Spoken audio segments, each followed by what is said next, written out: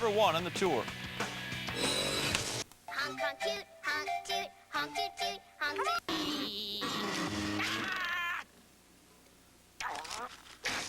Squidward likes Patrick more than SpongeBob. This week on Rewind Season 10, tension grows thick as the October deadline approaches. Is this all you have? Will they get their segments done on time? Stay tuned and find out. What have you been doing for the past month? This is the true story of 17 strangers picked to produce a show about high school life, to be aired monthly, good or bad, in front of all their peers. The critics are harsh. The producers are strict. And the drama is real. But we all pull together to make a show each month for you. So tune in to see what happens when we stop being just students and start being newscasters. Rewind Season 10. Hello, Township, and welcome to another episode of Monthly Rewind Season 10. I'm Allie Kenny. And I'm Amanda Dorenzo. And we have your October episode. Let's kick off the show right. Nicole Moran tells us about the senior kickoff dance. The class of 2006, indescribable. The kids are very enthusiastic. They seem very much into school spirit and very much into wanting to leave their mark and have positive memories as a result of their having been here. This sums up the senior kickoff dance. Held on October 1st, more than 300 students attended. The atmosphere was filled with excited, eager students anticipating the 3-year build-up which led to the success of the senior kickoff dance. Senior kickoff dance was a great success because we got a lot of people to come, word of mouth, like good advertising, and it was just overall good time for everybody. Your kickoff dance actually was a pretty fun time. We got together with all of our friends, had a good time. Right. Yes, I did. I thought it was a great success, and truthfully, I think they should have another one in the spring. Much time and effort was put into making the senior kickoff dance a great accomplishment. With the wonderful turnout and the seniors having a great time, the senior kickoff dance was an amazing way to begin our senior year and show the true meaning of being a senior. It was a good way. It really brought us together. Like, this is our last year to get to be with our class, and we got to see everybody out on a weekend, a Friday night, everybody together. It was sick. It was the last time for all the seniors, to be together, as one.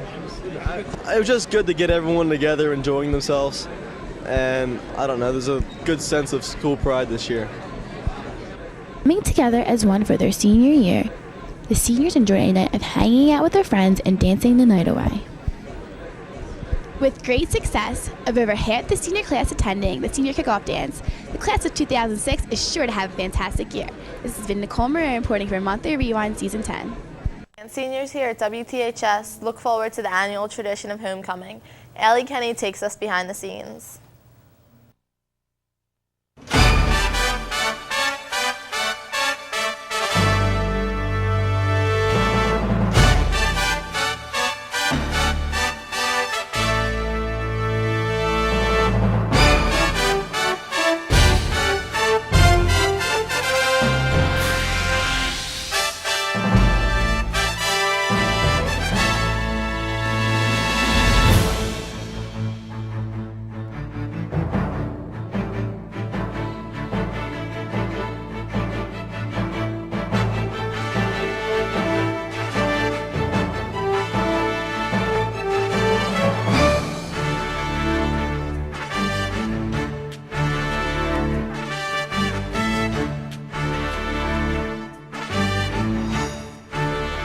Homecoming. It's a high school dream for many, a pleasant surprise for a few, but an honor for them all.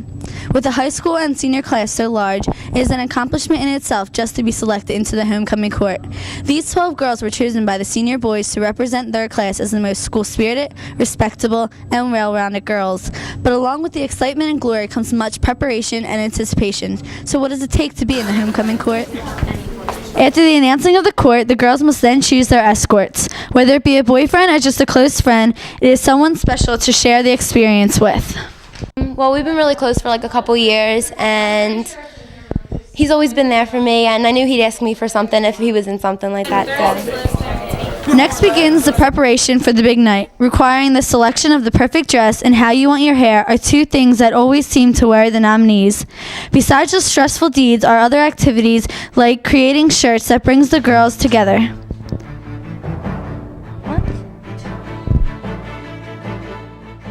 I think the most stressful part of this whole homecoming experience was picking my escort and having it being in the spotlight for like 2 or 3 weeks and everyone looking at you, talking about you and all that. The expectation that you have to like live up to, like now all the administrators like know who you are and like everybody like says hi to you in the hallway and like, I don't know, you're like the top 12 girls, so.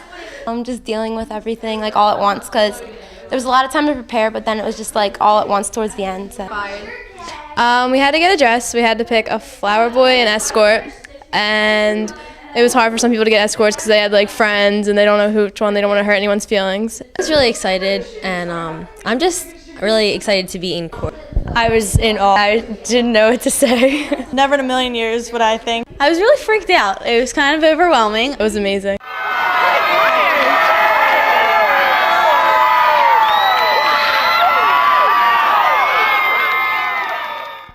Finally, it's the big moment. Besides all the preparation and stress, it all comes down to that feeling of excitement and nervousness as the girls stand before a large crowd awaiting the crowning of the queen.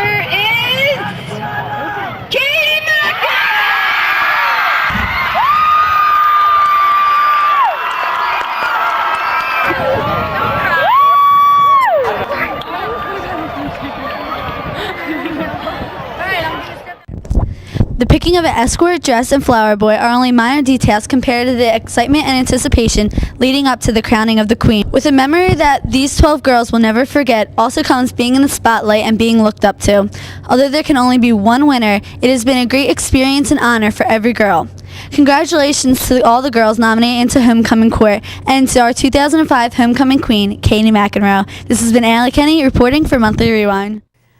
Township Pride is not hard to find. Alex McBride reports on the Spirit Parade. October 14th, 2005, a night filled with football, cheerleaders, fireworks, and the crowning of the homecoming queen. But what jumpstarts this night? The 5th annual Spirit Parade, of course. The parade, which is directed and organized by Class Council, gives a different chance for organizations to show their township pride. The parade is now 5 years in the making. In the past, students were permitted to decorate their cars and trucks. However, the 5th annual parade changes it up a little. With the addition of the new all-weather track, vehicles were not permitted. Ms. Costello and Mr. Boldorf challenged the students to come up with and a unique way to showcase their township pride. The Spirit Parade was a huge success. Despite the weather and the rain and the cold and the wind, I think the kids performed very well. They were very creative. I think the creativeness of the students were extraordinary. They did the dances, they did the chants. They were very creative in their little wheels and things that they were allowed to do. So hopefully everybody had as good of a time as the kids did because they really did an awesome job. With the rules changed, students involved in organizations give me their thoughts in this year's Spirit Parade. Our idea for the float pretty much came from like everybody in class council putting in their own ideas, because that's really what it's all about. It's about like spirit, so like everybody coming together, and I think it turned out pretty well. So. I think the Spirit Parade was a great success. We worked really hard, and our hard work paid off in the end because we got first place. I think it went really well despite the rain. There's still a crowd and they still got really excited when we had Justin dancing and stuff. And we had, everything worked out with the float and the paint didn't run and we worked really hard to get the balloons and everything up on our float. So it all ended up pretty good despite the mud and rain and all that. Despite the rainy night, the parade went off without a hitch. Mr. Boldorf weighs in on his thoughts of this year's parade. In spite of the rain, our kids came so fired up and so pumped up that they brought enthusiasm to the parade, and I was really impressed and very pleased with that. I think that in spite of the fact that there were no cars, our kids were more creative. I think that having to perform routines in front of the press box is a really good and new, different twist, which I think adds to it. And I think it'll only get better each and every year now that we know specifically which direction we have to move. And so I was pleased. The seniors really should be proud of themselves. The Spirit Parade, which was won by Class Council, kicked off a fun-filled night of Township Pride. This has been Alex McBride reporting for Monthly Rewind, Season 10. Making the move from middle school to high school is very difficult. Nicole Morocco takes a look at the freshman transition program. This past September, students from all over the state made the move from middle school to high school. This can be a particularly stressful time for everyone, but here at Washington Township, the largest school in South Jersey, the stress level is even higher. Here at Washington Township, the Freshman Transition Program is set up to help all incoming freshmen make a successful adjustment into high school. With enthusiastic peer leaders and peer counselors, the freshmen here at Washington Township are sure to have a much easier time adjusting to high school life. I really think it's a good program, and it helps the freshmen a lot to get adjusted to the school and helps them with their transition into high school. About is it helps the younger kids also know that not only are their parents the ones looking out for their education, but we're trying to help them as well. It's hard going from like middle school to freshman year, so I thought doing this would help them, giving them my experiences when I came here and helping them through that hard time. The Freshman Transition Program is held 6 times throughout the school year. Every session has its own theme ranging from time management to identity.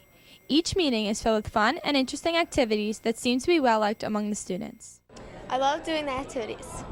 I like the activities. They made me meet new people. The activities are fun. I love the activities. They're so much fun. Although the Freshman Transition Program has only been in effect for 2 sessions this year, Ms. Williams believes it is really helping the freshmen get to know each other.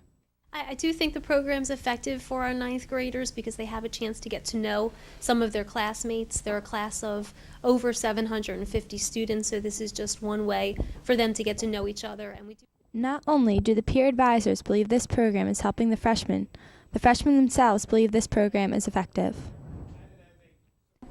I think it helped me because I didn't know a bunch of people in my classroom, but now since we had the program, I'm starting to learn things about my friends and what happened to them over the summer, things like that. Get to meet a lot of new people and to talk to people that we never really talked to before. Fun just to get to know a little bit more about everybody, because once you come to the high school, you don't know everybody there since there's all 3 middle schools transferring into it. With 2 months of high school already completed, the freshmen here at WTHS have made a smooth transition from middle school to high school thanks to the Freshman Transition Program. The freshmen just want to thank all the upperclassmen for all their help. This has been Nicole Morocco reporting from Monthly Rewind Season 10. Rob Sizowitz tells us why it's important to donate blood and save lives. Every 3 seconds, a human being in this country dies because there's not enough blood available for them to obtain a life-saving blood transfusion. That means that every 3 seconds, some little child's parent dies, or their brother or sister dies, or someone else's loved one here in this country dies. All due to the lack of blood donation. For these reasons and more, the Interact Club volunteered to help organize this year's Washington Township High School blood drive. I was in a meeting with the Red Cross and several other leaders, and they were looking for somebody who wanted to head it up, and so since Interact is a service club, we decided that we would do it. Having had to get blood myself at one point, I ended up in the hospital and needed to get 2 units of blood. You never know when you might be the one that needs it. And, on any given day, people are in car accidents, people with cancer, people that need to have any type of operation need blood, and it's something they can't do for themselves, and it's something that doesn't hurt us, and so why not? Why not do it? Because we can save people's lives. The Interact organization worked hand in hand with the Red Cross to collect blood that is to be distributed to various medical facilities in this area. As you probably know, the Red Cross works tirelessly to collect blood for needy individuals, and they feel as though that it is very important for students here at Washington Township to come together for a good cause. I think it's a wonderful opportunity for students to give back. Many charities ask for money and for time and for things that students don't have a whole lot of, but everyone has a pint of blood that they can give, and everyone who's eligible can spend about an hour of their time and save 3 lives. This blood will benefit hospital patients throughout the entire region. So right here in New Jersey, there are hospital patients right now that are relying on the blood drive here so that they can have blood transfusions in the next few days. Well, it goes all over the Tri-County, the South Jersey area, southeastern Pennsylvania, and this area always has to ship blood in from other places because we need so much. So any blood that we donate usually stays right in this area because we have such a high demand. The hundreds of students who participated in the event share the sentiments of the Red Cross. I think it makes the students realize they're not the only people in this world. It makes them step out of the normal stuff that they really are and be like, you know what, I've been given so much and I can afford so much. Why can't I give something so little as blood? I always wanted to give blood because I know it's good, and plus my aunt died of cancer, and back in March and April, so I wanted to do that for her. When most people hear about someone with a potentially terminal illness, they probably think, well, that won't happen to me, or that can't happen to someone I'm close to. But the reality of the matter, as demonstrated by WTHS senior Bob Bernardo, is that anything can happen to anybody without warning. I suffer from acute lymphoblastic leukemia. With leukemia, it's cancer of the blood. So my chemotherapy and the protocol of my chemotherapy focuses on attacking the bloodstream. When you're taking chemotherapy and it's destroying your cells, you don't have the kind of energy. If I would stand up too quickly and crash down, people would think I was blacking out or having seizures, and I wasn't. I was passing out because I didn't have enough oxygen to sustain my body standing up. I would receive blood during my most intensive treatments sometimes 3 times a week. And when I would get blood, I would get 6 bags, 6 units, and that would be 6 hours. The problem is with somebody my size, if they don't have enough blood to fully sustain you, you're not going to get your blood. And if there's a shortage in blood and you're at the hospital waiting and you've been waiting for a few hours and they're like, you have to stay the night because we don't have enough blood for you, very few things hurt you as much as that. Just because there's not a blood drive, it doesn't mean you shouldn't go donate blood. Whenever you can, you should donate because you really are a lifesaver. Every year, 4.5 million Americans would die without a life-saving blood transfusion. And with the constant advances in medical technology and procedures that require blood transfusions for those patients to live, the demand for blood in this country continues to rise. That being said, only 5% of all healthy Americans that are eligible to donate blood actually donate each year. That simply must change. In this year's Interact blood drive, 227 pints of blood was collected and will be distributed to needy individuals in this area. But that's not enough.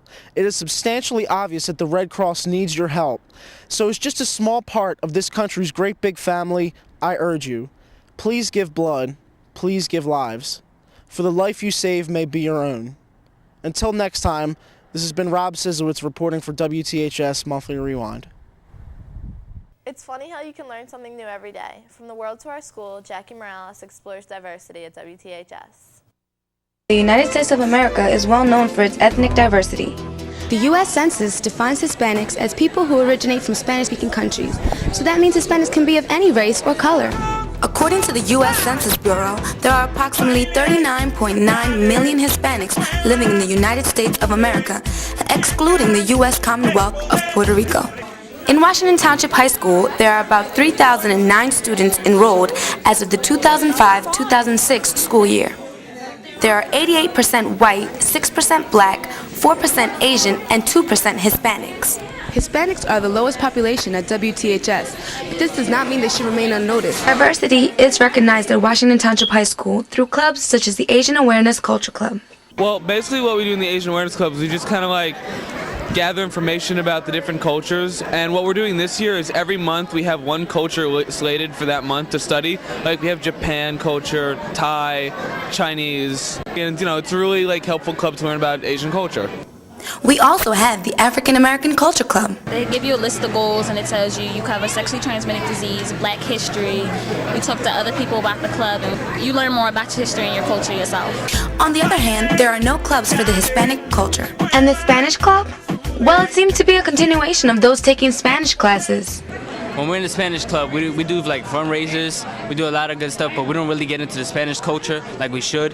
As a Spanish person, we really need to get into it so I can learn more about my culture. Diversity is very important in school for the fact that many people come from different backgrounds and different beliefs, leading every individual to bring something rather unique to the table. Us as Latinos, we got to come together and form something for us so we can learn about ourselves and our roots and stuff. Maybe it is time that, like the other culture clubs, Hispanics and those of interest unite to start a move on the Hispanic culture here at WTHS. This has been Jacqueline Morales reporting for WTHS Monthly Rewind. Moo, the Kale Project's back in town. Allie Leonard tells us what it's all about. Hurricane Katrina, the earthquake in Afghanistan, and the recent tsunami are just a few examples of tragedies that motivate clubs and organizations to use their time and effort to make a difference in the world. But one organization, COW, uses the creative arts to address issues that people face every day. The members of COW, which stands for Changing Our World, wrote original scripts that address issues like tolerance, relationships, teasing, and depression. This year's original play is focused on bullying, a major problem among teens. Members of COW spend much of their time preparing for what's to come, including a teachers in service and a delegation of Jewish and Arab Israeli teens. But what motivates these kids to take time out of their busy schedules to help make a difference? I believe that in the whole, everyone unites, and it's nice for people to come and feel welcomed to different places. We discuss about teenage issues all around the world and how we can change them and how we can either make them better or improve them in certain ways. Pretty much, I think like everyone else, we're all interested in just doing our part to help other people. And by having the Israeli and the Muslim kids come over, we're trying to teach them tolerance, and to me that just makes me feel happy that we're helping them. The club's members use their talents in order to make the show the best that it can be. I'm going to be in the play that we're going to hold, and I do animation stuff for my energy because I'm really energetic. And I also sing and I act and I can write, and the whole like artsy part of COW I can do. It'll be fun. I pretty much just help organize everything and make sure everything goes as planned. All of this started with a simple vision from two women, Mrs. Eileen Lucarini and Mrs. Deb Chamberlain. They both have passions for the arts and teen issues, so they put together a club to focus on just that. In its 3-year history, COW has grown and has been contacted to attend multiple functions. And then last year we did an assembly. We were invited to do an assembly at Orchard Valley Middle School. We've been invited back again, and again we deal with teen issues. We adapted it to the middle school, and we're excited we want to do that again. This year, COW is focusing mainly on their delegation of Jewish and Arab Israeli teens from Peace Child Israel, an organization to help build tolerance. In January, the Israeli teens will be arriving to attend a cultural exchange workshop and share their original play On the Other Side with WTHS students. Eileen Lucarini and Deb Chamberlain foresee a bright future for the COW project. They feel as though they stand out among other clubs because of the ways they address everyday problems among teens. They believe that if they continue to have a strong following, they will achieve their goal of changing our world. To find out more about the COW Project, visit www.thecowproject.com. This has been Aileen Leonard reporting for Monthly Rewind, Season 10. Another important program at WTHS is DECA. Bill Mathias goes behind the scenes to see what makes DECA run so smoothly. At the end of the 2004-2005 school year, Washington Township's DECA chapter advisors, Mr. Charlie Blank and Mrs. Karen McCann, parted ways from their leadership positions. Their departures left a huge hole to fill, especially without Mr. Charlie Blank, who had been running the show for 31 years. Furthermore, there was the annual change in DECA's president and executive board. Many questioned how smoothly one of the largest DECA chapters in the country would run during the 2005-2006 school year. But with Mrs. Melanie Olivo as the new advisor and Senior Chris Choate as president, the Washington Township DECA chapter is in more than capable hands and is ready for a smooth and successful year.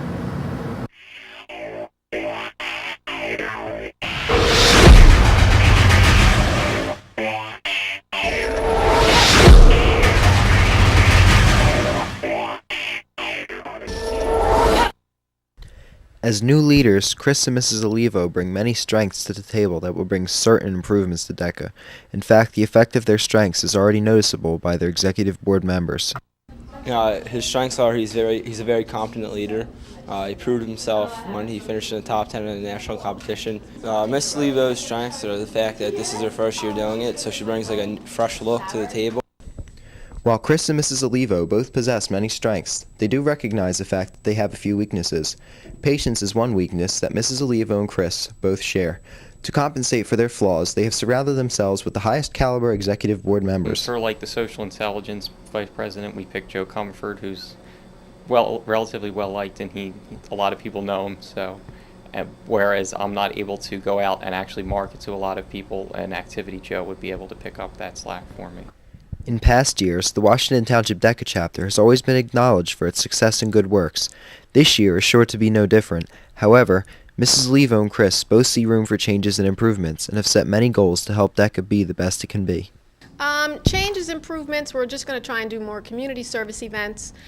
We just did Community Day cleanup for Washington Township. We're going to pumpkin paint with the seniors at the Senior Care Center. We always do Adopt a Family, Veterans Park cleanup. Chris also sees a strong need for more activities for DECA members to participate in to keep the DECA spirit alive. He plans on putting together a newsletter that will come out regularly to keep members updated about events and to maybe even set days where professional dress to school would be required. With Mrs. Melanie Olivo as the new advisor and Chris Choate as the new president, the Washington Township DECA chapter is in more than competent hands. And with the 2005-2006 school year in full swing, it looks as if Township's DECA chapter is set for another smooth and successful year. This has been Bill Mathias for WTHS Monthly Rewind. Sometimes in a school our size, good teachers go unnoticed. Ethan Tisch brings us our teacher feature.